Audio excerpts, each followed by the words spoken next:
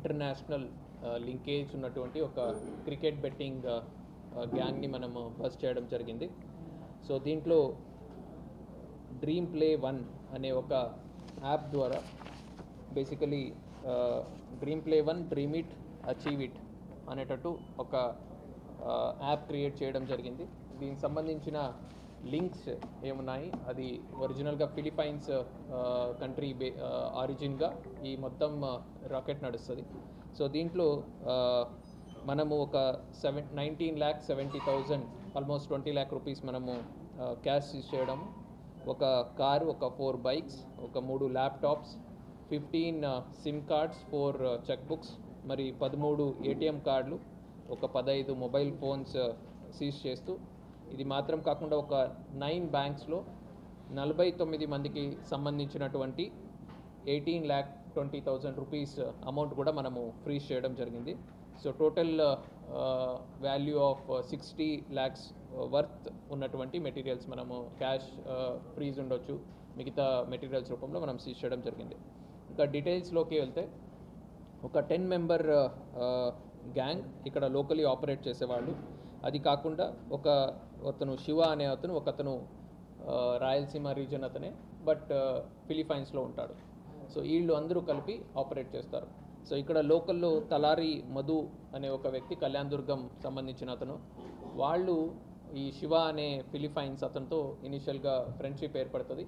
So దాంట్లో శివ అనే అతను మీరు బెట్టింగ్ నడిపిస్తే, బెట్టింగ్ నడిచిన దాంట్లో వచ్చినటువంటి ప్రాఫిట్లో 60% మాకు, 40% మీకు ఇవ్వడం జరుగుతుంది అని వాళ్ళ మధ్యన ఒక కాన్వర్జేషన్ జరిపి దాని బేసిస్ మీద మధు అనే అతను ఇక్కడ లోకల్స్ దగ్గర SIM cards, passbooks, bank accounts create చేసి దానికి సంబంధించిన ఏటీఎం కార్డ్స్, పాస్బుక్స్ ఇవన్నీ కూడా ఈ కార్గో ప్యాంట్స్ వస్తాయి. ఆ కార్గో ప్యాంట్స్ ద్వారా ఇవి అన్నీ కూడా ఫిలిపైన్స్కి పంపించడం జరుగుతుంది. సో దాని భాగంగానే మనము ఒక 15 సిమ్ కార్డ్స్, కొన్ని cheque books and ATM cards కూడా మనం ఈరోజు సీజ్ చేసి ఉన్నాము. సో ఇవి వాడి ఇళ్ళు అన్ని సైబర్ నేరాలకు ఉండొచ్చు, బెట్టింగ్ ఉండొచ్చు, కెసినోకి ఉండొచ్చు, ఇట్లాంటి అన్నిటికీ కూడా ఈ పాస్బుక్స్, ఈ సిమ్ కార్డ్స్ని వాడి వాళ్ళు ఆపరేట్ చేయడం జరుగుతుంది. ఈ శివ అనే అతను ఈ డ్రీమ్ ప్లే 1 ఏముంది, ఈ యాప్ సంబంధించి లింక్స్ అది పంపిస్తాడు. సబ్సిక్వెంట్గా మధు అనే అతను మిగతా లోకల్లీ ఉన్నటువంటి హెడ్స్కి వాళ్ళకి లింక్స్, పాస్వర్డ్స్ ఇవన్నీ కూడా డీటెయిల్స్ వాళ్ళకి కమ్యూనికేట్ చేయడం జరుగుతుంది. దాని ద్వారా వీళ్ళు లోకల్గా బెట్టింగ్ అది నడిపిస్తూ ఉన్నారు.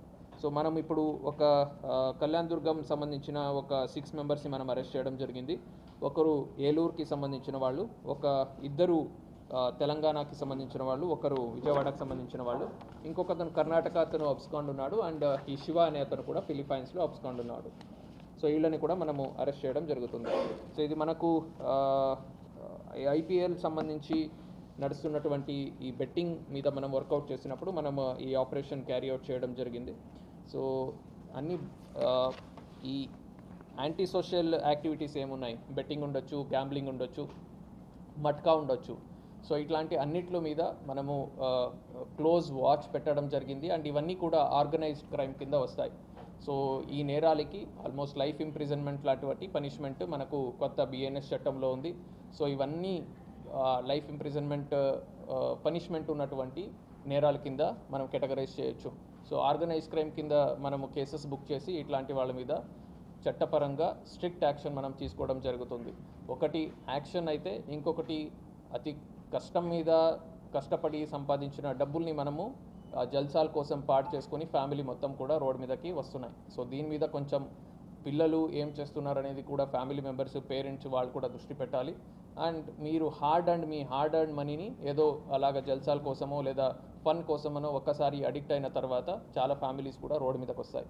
సో దీన్ని దృష్టిలో పెట్టుకొని పోలీస్ తరపు నుంచి, ఎన్ఫోర్స్మెంట్ ఏజెన్సీస్ తరపు నుంచి గట్టి యాక్షన్ ఉంటుంది దీని మీద. అలాగే మీడియా నుంచి కూడా I request all of you to create awareness on this.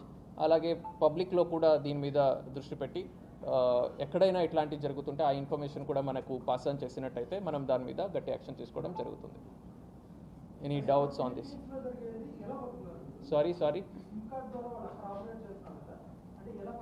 So మనకు ఇక్కడ లోకల్గా ఇతను మధు అనే అతని నేతృత్వంలో ఇట్లాంటిది నడుస్తూ ఉంది. అతను లోకల్స్లో కొంతమంది లీడర్స్, ఇప్పుడు మధు నుంచి మళ్ళీ ఒక హెడ్ చిత్రదుర్గలో, ఒక హెడ్ కర్ణాటకలో, ఒక హెడ్ ఏలూరులో, ఒక హెడ్ విజయవాడలో, ఇలాగ వాళ్ళకి లింక్స్ అది పంపించి వాళ్ళ ద్వారా దీంట్లోకి జాయిన్ చేయించి గేమ్ ఆడుతున్నారు. బికాజ్ వీళ్ళకి కూడా 40% ఏం ప్రాఫిట్ వస్తుంది, అది వీళ్ళకి కూడా గెయిన్ కాబట్టి.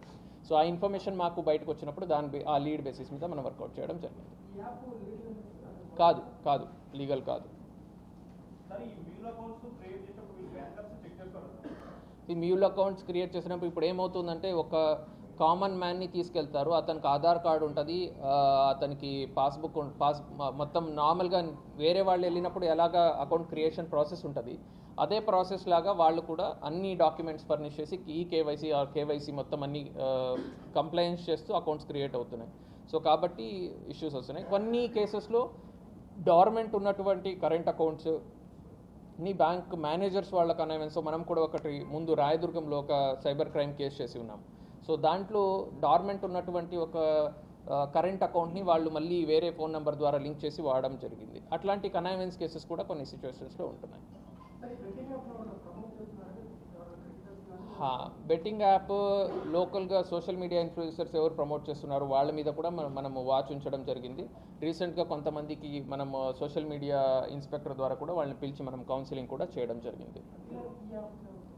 ఈ యాప్ మాకు ఇప్పటిదాకా దృష్టికి అయితే రాలేదు. సో స్టార్ట్ చేసినప్పటి నుంచి ఆల్మోస్ట్ ఒక 4 crores పైన జరిగినట్టుంది ట్రాన్సాక్షన్స్. సారీ, అతని నేటివ్ అడ్రస్ రాయలసీమ, అంటే అతని స్లాంగ్ లాంగ్వేజ్ అది బట్టి మనం రాయలసీమ లాగా అనుకుంటున్నాము. సో ఫర్దర్ డీటెయిల్స్ మనం వర్కౌట్ చేస్తున్నాము. ఆ డీటెయిల్స్ ఇంకా మాకు రావాల్సి ఉంది.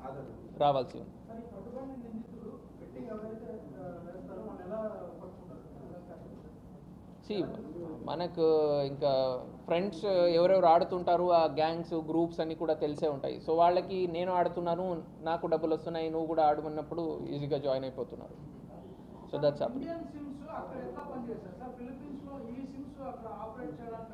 రోమింగ్ అండి. వాట్సాప్ అకౌంట్ క్రియేట్ చేసుకోవచ్చు, రోమింగ్ వాడచ్చు, సైబర్ క్రైమ్కి వాడచ్చు. మీకు చాలా వరకు సైబర్ నేరాలు ఈ మధ్యన వాట్సాప్ ద్వారానే జరుగుతాయి. ఆ నెంబర్స్ మీరు చూస్తే మీకు పాకిస్తాన్ నెంబర్స్ నుంచి చాలాసార్లు వాట్సాప్ +92 నుంచి చాలాసార్లు వచ్చుంటాయి, +1 నుంచి వచ్చుంటాయి. ఇలాగ డిఫరెంట్ దీని నుంచి ఉన్నటువంటి వేరే ఇంటర్నేషనల్ నెంబర్స్ నుంచి చాలాసార్లు మెసేజెస్ మాకు వస్తూ ఉంటాయి. వాట్సాప్లో కూడా మీరు చూస్తూ ఉంటారు.